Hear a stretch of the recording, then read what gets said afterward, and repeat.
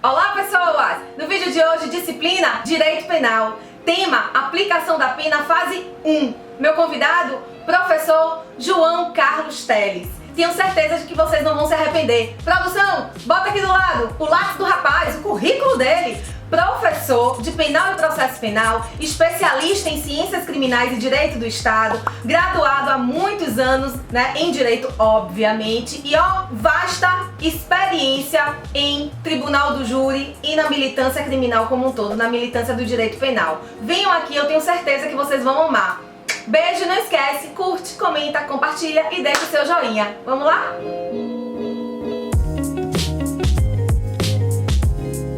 Olá, queridos e queridas alunas! Hoje nós vamos tratar de um tema muito especial, de um tema palpitante, que é a aplicação da pena. Primeiramente, eu gostaria de agradecer à professora Thaís Requião, ao professor Daniel Veloso, grandes juristas, que estão me dando essa oportunidade para a gente aqui explanar um pouco sobre as ciências criminais como um todo. Gosto muito do ramo de direito penal e processo penal. A aplicação da pena, ou dosimetria da pena, é um tema de suma importância. Primeiro, para aqueles que querem advogar, que querem passar no OAB, que vão ter que lidar com a aplicação da pena, e principalmente para aqueles que querem fazer concurso para magistratura. Porque, indubitavelmente, um concurseiro para magistratura, quem quer ser juiz ou juíza, vai ter que se debruçar com a aplicação da pena. Nós temos que ter em mente o seguinte, a primeira coisa, nós temos um sistema de aplicação da pena, que é o sistema trifásico, ou também denominado Nelson Hungria, em homenagem ao saudoso jurista mineiro, certo? Então a aplicação da pena, por que trifásico? Porque são 3 fases, não esqueçam disso.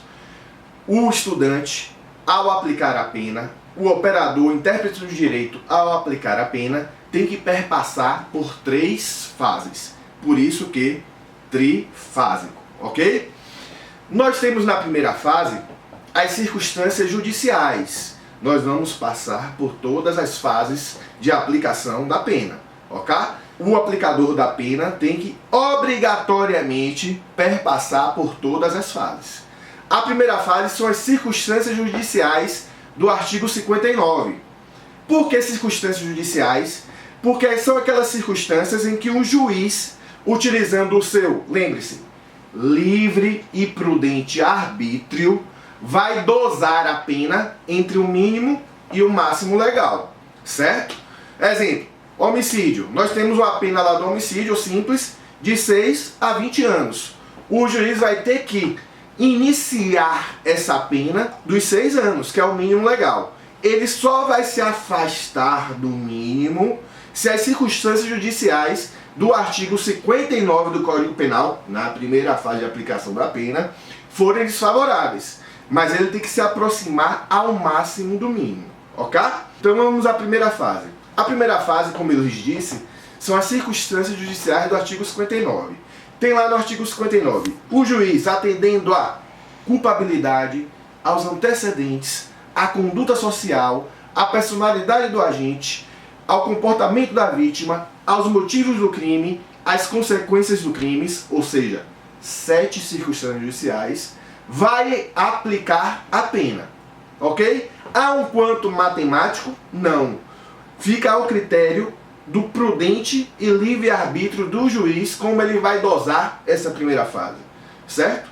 Agora, ele tem que perpassar e fundamentar, lógico, com respeito ao princípio da fundamentação e motivações das decisões judiciais, princípio constitucional, lá do artigo 93, inciso 9 da CF, ele vai se afastar do mínimo se as circunstâncias forem favoráveis e vai analisar de forma detida cada circunstância daquela, certo? A primeira circunstância, como está lá no artigo 59, é a culpabilidade. O que é a culpabilidade? Culpabilidade, queridos e queridas alunas, nada mais é que a reprovabilidade social do crime. Como um crime criou uma repulsa no contexto social, no meio da sociedade.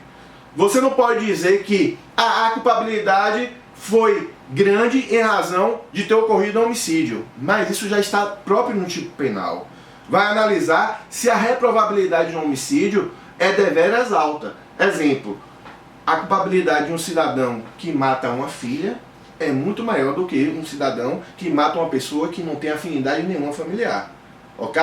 Então é isso. Culpabilidade é a reprovabilidade da conduta social. Aí o juiz, entendendo que a culpabilidade é normal, não vai se afastar. Se entendendo que a culpabilidade é alta, ou seja, a reprovabilidade do ato dele é grande, ele já se afasta do mínimo. O segundo critério judicial, os antecedentes. O que são os antecedentes? Olha como esse assunto é importante. Nós temos doutrina e temos jurisprudência sobre esse assunto. Antecedentes. Súmula 444 do STJ. Não pode ser levado em consideração maus antecedentes, ações penais e inquéritos policiais em curso, tramitando. Só se houver o trânsito em julgado de uma sentença penal condenatória em um processo, é que ele pode ser considerado como maus antecedentes. E no mesmo prazo da reincidência. Então, é uma circunstância objetiva. Respondeu, transitou em julgado e passou, está entre os 5 anos, no prazo da reincidência lá do artigo 64 do Código Penal, ele é considerado como maus antecedentes. Se estiver respondendo o processo, não. Que princípio é esse? Princípio constitucional. Presunção de inocência. Ninguém será considerado culpado sem transitar uma sentença penal condenatória. Não esqueçam disso. Então vamos à terceira circunstância. Já vimos culpabilidade, antecedentes, motivos. Motivos do crime. Motivos do crime é de suma importância. Existe um jargão jurídico que diz: não há crime sem motivo. Vai dizer se o motivo é repugnante, se o motivo é ínfimo, se o motivo é abjeto, nojento. Exemplo, o cidadão que mata para adquirir uma herança, mata os pais para adquirir uma herança, olha como esse motivo é repugnante. Um cidadão que mata um estuprador de sua filha, olha como esse motivo não é que seja justificável, mas olha como esse motivo não é tão repugnante assim, pelo contrário, certo? A sociedade até entende um pouco esse motivo. Então, de forma detida, tem que se analisar o motivo. Se for um motivo desfavorável, se afasta. Se for um motivo que não seja desfavorável, continua na pena mínima. Legal, ok? Então vamos à quarta circunstância. Já vimos culpabilidade, antecedentes, motivos, conduta social. O que é a conduta social do réu? É a função dele na comunidade, a função dele no seio social onde ele vive. É o quê? É sua visão de pai, de filho, de bom marido, de boa pessoa, de bom amigo. É um cidadão que só vive embriagado nos bares, só vive procurando confusão. Perceba, se for uma conduta social desfavorável, já se afasta. Se for uma conduta social que não tem elementos para aferir, você não vai aferir, certo? Então, a conduta social é isso, é o contexto que ele vive. Eu costumo falar para os meus alunos, olha, para tentar objetivar um pouco, exemplo, quando nos autos há abaixo assinado ou em favor ou em desfavor do réu, já é um elemento um pouco objetivo para o quê? Para analisar essa circunstância de conduta social, ok?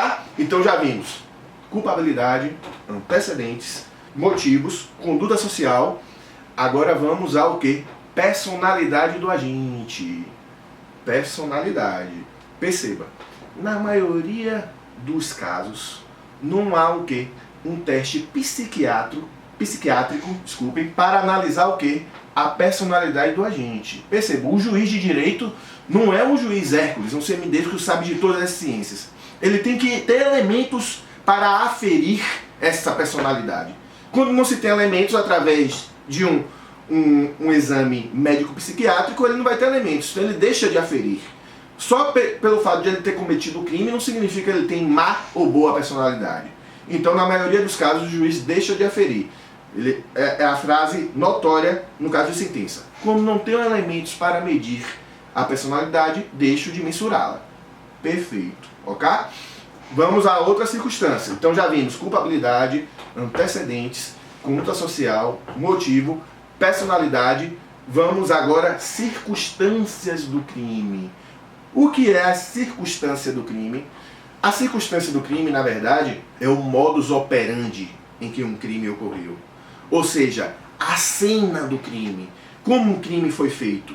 Exemplo, o cidadão que pega uma arma e deflagra o tiro contra outro. Vamos aos famosos meliantes dos manuais. Tício, Mévio e Caio. Né? Tício pega uma arma e deflagra um tiro contra Caio.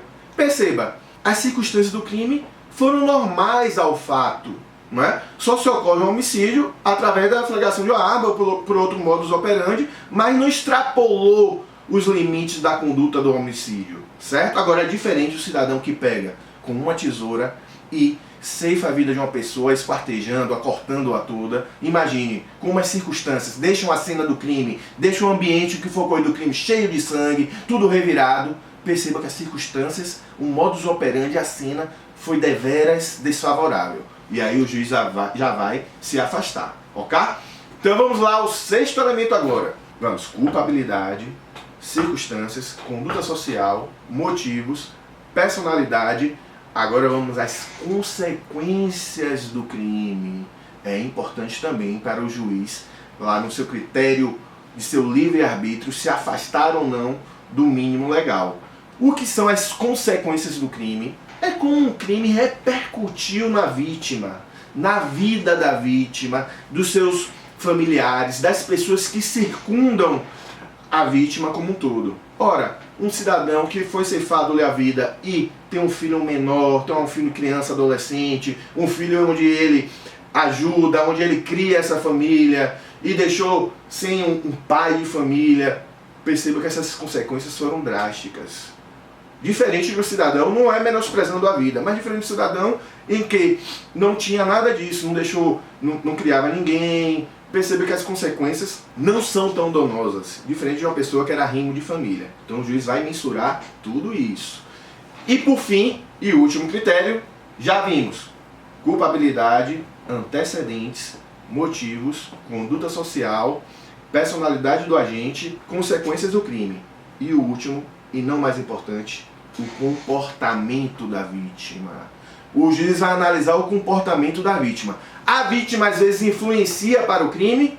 Pode influenciar. Percebam, nós não temos que utilizar critérios preconceituosos, preconcebidos para analisar o comportamento da vítima. Exemplo, lá no crime do artigo 213, estupro. A vítima contribuiu para o crime porque utilizava shorts curtos, saias curtas? Não, aí é preconceito, certo? Então não pode se utilizar de conceitos pré-estabelecidos para mensurar o comportamento da vítima. Na maioria das vezes a vítima nada influencia para o crime, mas às vezes a vítima influencia, seja provocando, seja tendo animosidade com o autor do fato anteriormente, seja facilitando o roubo ou o furto no crime patrimonial, certo? Isso tudo o juiz vai analisar. Pronto. Analisadas as circunstâncias, o juiz vai agora aplicar o que nós chamamos, vai dosar a pena e aplicar a pena base, certo? Motivando de forma detida todas as circunstâncias, como eu lhes falei, ele aplica a pena base. Se forem desfavoráveis, ele vai se afastar do mínimo legal. Se não forem desfavoráveis essas circunstâncias, ele vai continuar no mínimo legal. Ok? Passada essa primeira fase, como o sistema é trifásico, 3 fases, passar-se-emos ao que? A segunda fase, certo? Que é a análise das circunstâncias atenuantes e agravantes. Ok? Que isso vai ficar para uma próxima aula, para vocês fixarem bem. Então, um abraço, dá um joinha lá no canal, um sininho, tá, Ezequiel? Grande beijo, gente, estamos juntos. Eu não sei por que esse amor de vocês com o direito penal. O civil é o único que nasce e morre com vocês, mas eu entendo, a aula foi top, né? Vamos lá? Gostou? Compartilha! Comenta aqui embaixo, me diz o que é que você quer, qual o tema que você quer que eu traga. Bota lá, bato na porta de João e dos meus outros amigos do direito penal e trago pra vocês. Escreve aqui embaixo qual é o tema que você deseja que a gente aborde. Estamos à sua disposição. Se inscreve no canal e deixa o seu joinha. Beijos e até a próxima!